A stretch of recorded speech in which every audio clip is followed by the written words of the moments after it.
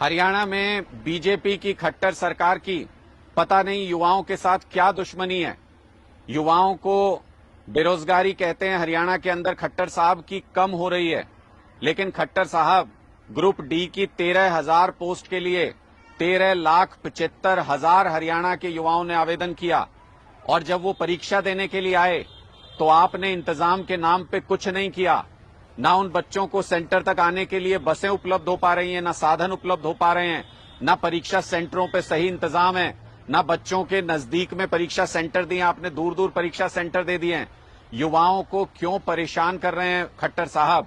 आप तो कहते थे बेरोजगारी की दर घट गई है, फिर एक ग्रुप डी की पोस्ट के लिए 1,000 युवा क्यों आवेदन कर रहे हैं? अगर उनके पास और रोजगार के अवसर उपलब्ध होते तो वो ये आवेदन नहीं करते। आप अगर देखेंगे तो 500 रुपए आपने रजिस्ट्रेशन फीस लिया एक एक बच्चे से, सीईटी का जो भी एग्जाम दे रहे हैं। 13,75,000 बच्चों का 65 करोड़ रुपया आपने इनसे इकट्ठा किया है। जब आप इनसे दसियों करोड़ रुपया, सैकड़ों करोड़ रुपया इकट्ठा कर रहे हैं तो फिर आप इनके लिए बसों का इंतजाम क्यों नहीं कर सकते? आप इनके सेंटर पे सही व्यवस्था क्यों नहीं कर सकते? आप युवाओं के लिए रोजगार की सही व्यवस्था क्यों नहीं कर सकते? ग्रुप सी की जो आपने भर्ती निकाली थी, जिसके लिए परीक्षा ली थी, वो आधार में अटक गई है, उसका भी कुछ पता नहीं है क्या होने जा रहा है। और ग्रुप डी में पूरी तरह से अव्यवस्था अभी से नजर आ रही है। पूरी परीक्षा के दौरान बच्चे बसों के इंतजार में सड़कों पर बैठे घंटों तक, बसों के ऊपर मैंने ऐसी तस्वीरें देखी जिससे बहुत दर्द होता है देख करके।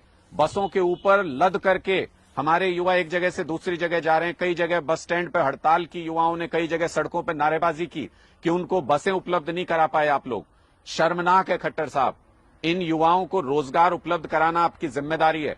हरियाणा में इस वक्त 2 लाख सरकारी नौकरियों के पद खाली हैं और आप इन बच्चों को बरगलाना, बहकाना बंद कीजिए। ये कुछ कुछ नौकरियां निकाल के एक मुश्त 2 लाख सरकारी नौकरी निकालिए और उन पर युवाओं को भर्ती कीजिए, तभी जाके बेरोजगारी से हरियाणा को कुछ राहत मिलेगी।